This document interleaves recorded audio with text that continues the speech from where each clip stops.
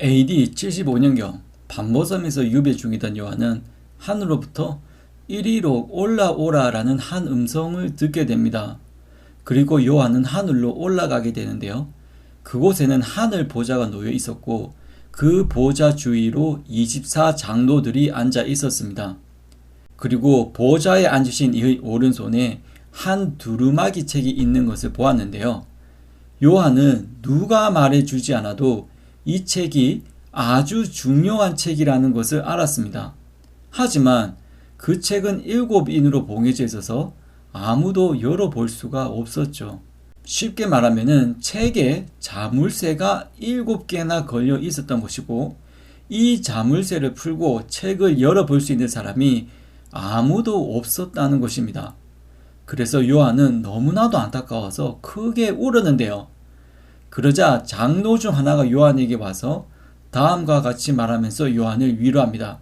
유대 지파의 사자 다윗의 뿌리가 이기었으니 이 책과 그 7인을 떼시리라.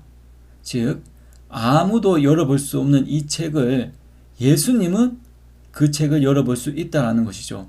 예수님은 이 책을 여시기에 합당하시므로 그래서 예수님께서 이 책을 열어 보여주실 것이기 때문에 더 이상 슬퍼하지 말라고 요한을 위로한 것입니다. 요한은 이에 눈을 들어 일찍 죽임을 당한 것 같은 어린 양이 서 있는 것을 보았습니다. 그리고 그 어린 양이 보좌에 앉으신 이의 오른손에서 책을 취하는 것을 보았습니다. 어린 양이 책을 취하시니 그 주변의 장로들과 천사들이 어린 양에게 경배하며 다음과 같이 찬양합니다. 책을 가지시고 그 인봉을 떼시기에 합당하시도다.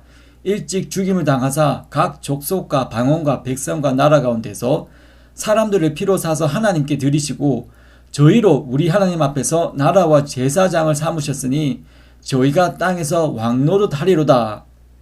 죽임을 당하신 어린 양이 능력과 부하, 지혜와 힘과 존귀와 영광과 찬송을 받으시기에 합당하도다. 자, 이렇게 장로들과 천사들 뿐만 아니라 하늘 위에와 땅 위에와 땅 아래와 바다 위에와 또 그 가운데 사는 모든 만물이 찬양을 하는데 보좌에 앉으신 이와 어린 양에게 찬송과 존귀와 영광과 능력을 세세토록 돌릴지어다 라고 하면서 찬양합니다.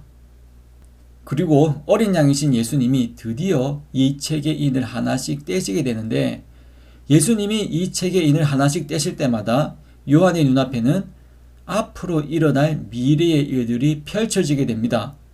이 책은 요한 이후에 펼쳐질 미래의 일들에 대한 책이었던 것이죠.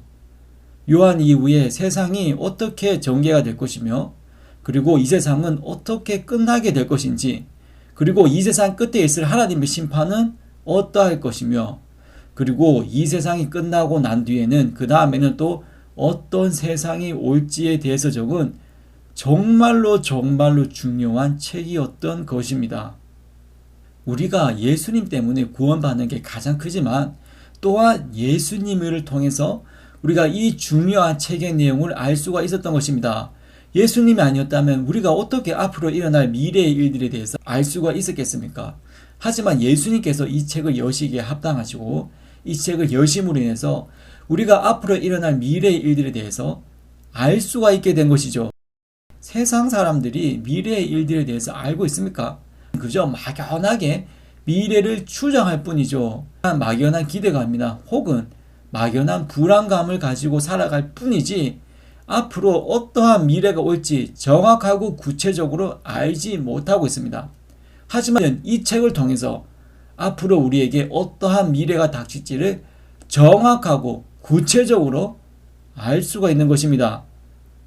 문제는 이 세상의 거짓된 신학자들과 거짓된 교수들이 이 요한계시록의 내용을 너무나도 왜곡해 놓은 게 많다는 것이죠. 그래서 자기네들이 알지도 못하면서 아는 척을 하고 어거지로 이 요한계시록 책의 내용을 풀고 또 뭐 자유주의 신학자들이 이 책의 내용을 그냥 뭐 상징으로만 얘기하는 바람에 이 많은 그리스도인들이 앞으로 우리에게 어떠한 미래가 닥칠지에 대해서 정확하게 모르고 있습니다. 이 거짓된 선지자들이 이 요한계시록의 책을 내용을 완전히 왜곡시켜 놔가지고 미래에 대해서 완전히 모르게 해놨어요.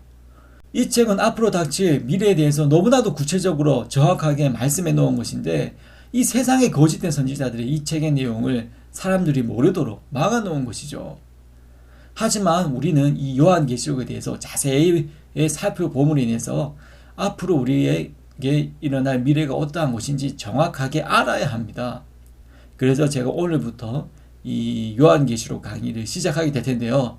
과연 요한의 눈앞에 펼쳐진 미래는 어떠한 미래였을까요?